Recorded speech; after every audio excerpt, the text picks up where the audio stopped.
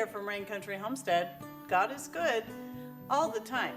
And I need to make myself some new tea bags for a couple of reasons. One is because a couple of mine went missing. I'm thinking I might have accidentally got thrown out. But that's okay because I need to make some with a bigger casing for the drawstring. Now the reason I make my own tea bags and don't just use the little metal kind is because I can't find one big enough for a teapot like this, because I like to make a whole quart of tea at a time. And I'll link to this teapot below. This is stainless steel. I got it on Amazon. And so I needed to just go ahead and make my own reusable tea bags. Now, what I recommend is that you find yourself some organic cotton fabric. This is 100% cotton, but I do not believe it's organic. So I have to just kind of take my chances with this, wash it and put some vinegar on it and wash it again. But at any rate, this is what I'm going to be using. And we have to keep in mind that if you're picking a pretty fabric because you like the way it looks, it's not going to stay that way. It's going to turn brown after the first use. That's just the way it is. I want to show you the size I have cut out. This is just a guess. I don't, this isn't a pattern. I just kind of guess. So this is 11 inches by 5.5 inches piece that I have here. And I have 2 of these cut out. So, so what you want to do is you want to fold it. It won't really matter again because it's, after you use it once, and the more you use it, the darker it's going to stain. So go with just a simple fabric, doesn't matter what color it is. But you're just going to fold it over and you're going to stitch up your edges on the sides. I'm going to use a narrow zigzag stitch, but I'm going to make it kind of a tight stitch. A little bit tight, a little tighter than that. I'm just going to go all the way up. It's just super easy to do. I really wouldn't even consider doing a video like this except for people ask me for it. And then I have to realize that there's a lot of things and ideas that are just new to people, and yeah, so I just gotta do it and get the information out there, because boy, this is, making your own tea, especially from what you grow, and then having reusable tea bags is really the way to go. So notice that I started from the folded edge and worked up. I'm going to do the same thing from this side so that it stays even. Yep, making sure I lock my stitches down both at the beginning and at the end. I'm doing something just a little bit different than I did with my last tea bags. I'm going to throw a zigzag stitch. I'm going to set this on 2. And I'm just using the thread that's in here because, again, it's not going to stay this color anyway. It's all going to be brown when it's all done. I'm going to throw a zigzag stitch all the way around this edge. Just like this. Now you can fold it under and do this. You can skip this step altogether. I have a reason why I'm doing it this way, and I'll show you why. Zigzag stitch. This is just a narrow zigzag, but I've got it tight. Fairly tight. And I'll show it to you. I'll show it up close so you can see how narrow it is. This is what I'm using. You can do it however you want. You can do a wider stitch and have it be even tighter than that. Whatever you feel you need to do. The last tea bags I made, I actually folded them under twice so there were no raw edges. But I just don't want that much bulk, because part of the reason I need to remake these is because the issues I was having with the drawstring. Now I think I'm going to start, instead of starting along where one of the seams are, I'm going to start here. And see how wide I'm making this? How far over I'm folding it? I'm going to stitch right over the top of that. I want to keep this nice and wide. And the reason why, and this is what I found in my last ones, is that when the tea bag is wet and you're trying to open it up and get all the, so you can empty out all the used tea, It's very hard if this just fits, if your drawstring just fits in there. So I wanted to make a looser casing for the drawstring. So this is the other reason why I needed to make some new tea bags. Get it going. I'm going to reverse for a few stitches just to lock it down. And now I'm going to sew all the way around, following that same stitch that I had, making sure that my casing stays even in size all the way around. You can choose to pin it if you want. That's entirely up to you if you don't trust yourself to hold it.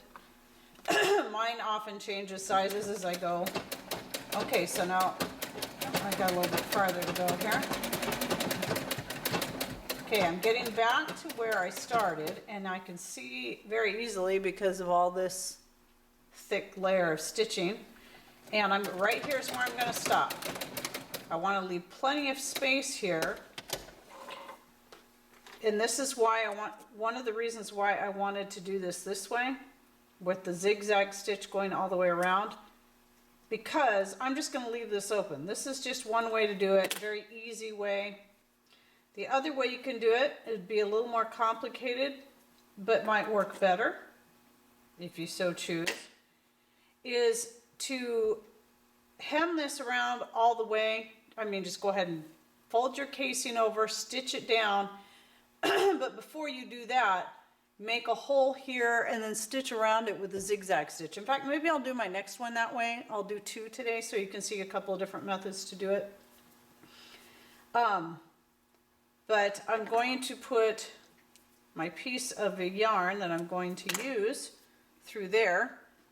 But first, let me go ahead and make that second one. And what I'm going to do is, before I even start on that, I'm going to go ahead and make my hole. And this one I will do on the outside. So I want to figure out about where that hole needs to be.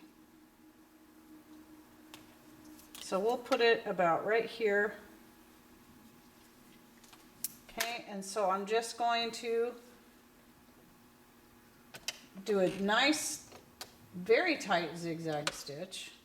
And if you hear extra noise, it's because I'm going to have a bobbin winding while I'm doing this. Okay, so I'm going to just move all the way around this. I'm just doing this more in a rectangle. Let me go a little farther.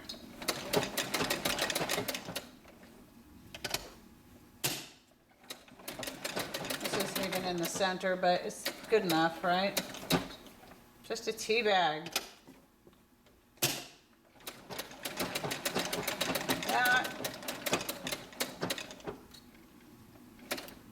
This is usually how I do it for the skirts I make when they have a drawstring waist.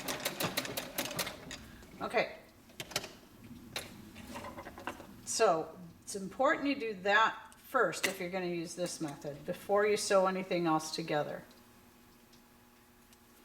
And then make sure you can use a seam ripper or you can use the scissors. I'll go ahead and use the seam ripper. Fold that over, stick your seam ripper in, and rip it through. And then you've got a nice little hole there that will naturally stretch as you go to put your drawstring in there. Okay, so now I'm going to fold this and stitch down these sides. Can loosen that stitch up again. Don't need it quite so tight for this.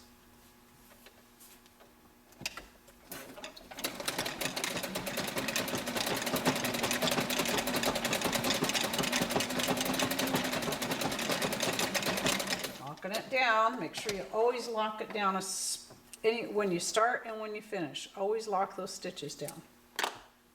That's going to prevent your work from coming undone. Or at least help. And especially up in places like this, anywhere where there's going to be extra stress on it.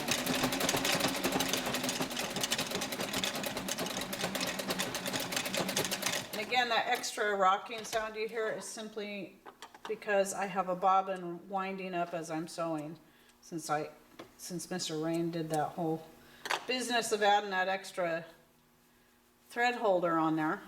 Okay, so now I'm going to fold it And now I don't have to worry about leaving a space open.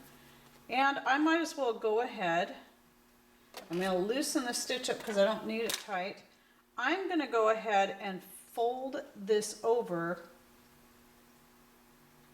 like that. And then stitch it down so it's doubled over and there's not going to be any raw edges.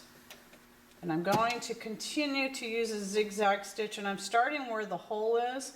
And the reason I'm doing that is so I know, instead of starting on the seam, I want to make sure I'm getting that the width of this casing correct, so that when I come back around to where the hole is, it doesn't end up being too narrow. It's really important. So you want to keep that hole right where it needs to be. Okay, I'm going to go ahead and not wind that up right now because it's making too much noise. Okay, so you're just folding this over as you go. You can iron it down is another thing you can do. Take that extra step to iron it down just to make sure that it turns out the way you want it size-wise, and you don't get off track in your stitching. Because this, I think, to me, it takes just about as long either way. Well, no, it takes longer to iron it because then you have to wait for your iron to heat up. But if I'm going to pin it, that probably takes just about as long as me going slowly and carefully folding it as I go. Okay, I'm getting close to the end. Just a little bit more to go. And of course, this is just, it's a small little thing I'm working on here, so that's makes it a little bit more difficult than if I'm just putting the casing on a skirt or a pair of pants or something like that. Almost there. And I did end up a little off on the size of the casing. Kind of got a little narrower in place, but that's still plenty of space for my drawstring. And there's all different kinds of things you can use as a drawstring. Now, my fabric may not be 100% organic. Ha, this is crooked too. Oh well, again, I don't care. But this yarn is 100% organic. I'm actually going to use this color. This is the yarn that it's cotton, and you want to make sure you use cotton and not a polyester or acrylic, anything like that, because you may have issues with it melting. Plus, I'd worry about the toxicity of that. I think that even an unorganic cotton would be safer as far as that goes than an acrylic yarn. So I'm going to, since it's going to turn brown anyway, I'm going to go ahead and use this brown. Again, you can use whatever you want for a drawstring. There's all kinds of things you could put through there. For me, I like to use this, but this alone is too thin. And I tried it before and then it tears too easily. So I'm going to crochet myself a drawstring. We'll use this. I don't want it too fat. Okay, and so I'm just guessing how long to make it. So I'm going to gauge it as I go. And for those of you who haven't seen it, I do have a Crochet 101 series out. I plan on doing more videos in the future. I just haven't had time to even think about it lately. I've had so much going on. But I tell you, Jenny over at Pratt Family Homestead also has some crochet tutorials out. It really was a coincidence that we both came out with, decided to start crochet tutorials at the same time because we were both getting requests. So. And I say, you know, hey, if you like my videos, great, but still go and check hers out because I think you can learn a lot from having a couple of different instructors no matter what it is. And I already crocheted one drawstring, and got it figured out the length, and now I'm just crocheting this one to match up to the size of the other one. I have no idea how many chains I did, so I'm just guessing and then comparing it. And that's how I did here, was I compared it to this. wanting to make sure that not only does it come all the way around, that I have a little bit extra to spare, because I'm going to tie I want enough to tie a knot in when I get, once I get it through there. That's actually probably a chain or two longer, so that will work. Okay, so I'm just going to put a safety pin on the end. You want to make sure your safety pin is the right size that will fit through your drawstring. Now, if it's this particular one where you got the hole like this and it feels a little too tight, it'll stretch. Just keep pushing that safety pin through there until it stretches out. And then just thread it through.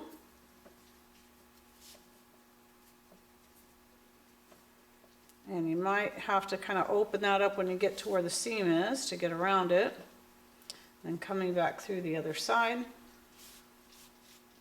Okay, now when you get to this point, if you so choose, you can add some kind of weight to the outside, you know, a bead of some sort, a glass bead or something. You don't want plastic, and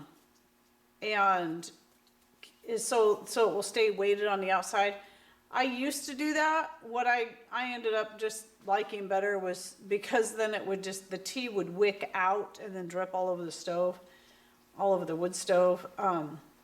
So what I do is I just stick the whole bag into the teapot with the tea in it. And so I'm just going to, for this case, for me, I'm just going to tie these two ends together. Now you put a little tassel on there if you want, again for me, because no one's really going to see this, so who cares what it looks like. I'm just going to clip that off. Then what I do is I fill this up with whatever herbs I want in my tea that night, and then just pull it tight, drop it into your teapot, and then fill it up with water, and then brew your tea. So there's that. Now here's this other one that I made without the hole, and honestly this one, this other one that I just did, that one actually is nicer. This one's slightly less complicated, but since I did that zigzag all the way around, that's going to hold that fabric in place, so I'm not going to worry about once I get this in here. But now I'm thinking I like the other one better as far as the design as a whole. But it's always good to have a couple of different ways to do that. I am going to try to go the other way because that's not wanting to get past that seam. Sometimes if you're having a hard time getting past where the seam is, just try it the other way. If not, then you just kind of keep playing with it until you get it opened up to get the safety pin around there. Okay, and then back through this hole. So what this means is that this is going to be coming from the inside instead of the outside like I have the other one. So like I said, I think I'm really liking the way I did the other one better.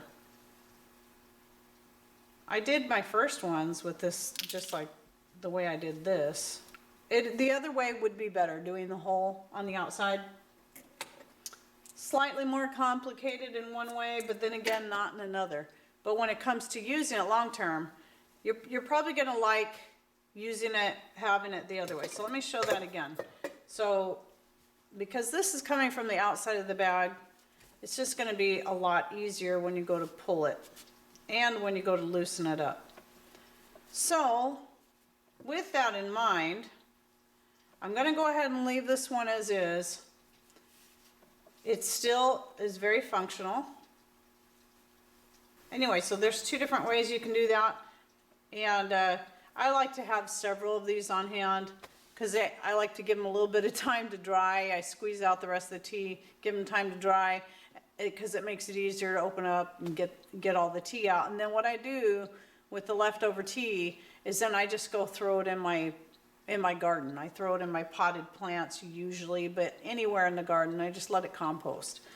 And you know, it actually makes a good mulch just to put right on top. So anyway, there you have it. It's pretty simple.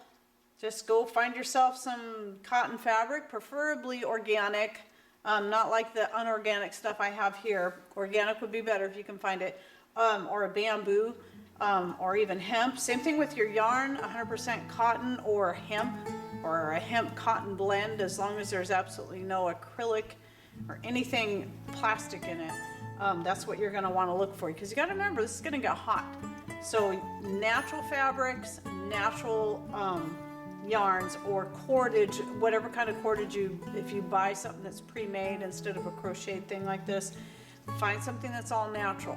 Remember, this is going to go into your tea. Okay, so there you have it. That's how you make your own reusable homemade tea bags. So I hope you enjoyed this video and you learned something new. Thanks for watching. Take care and God bless.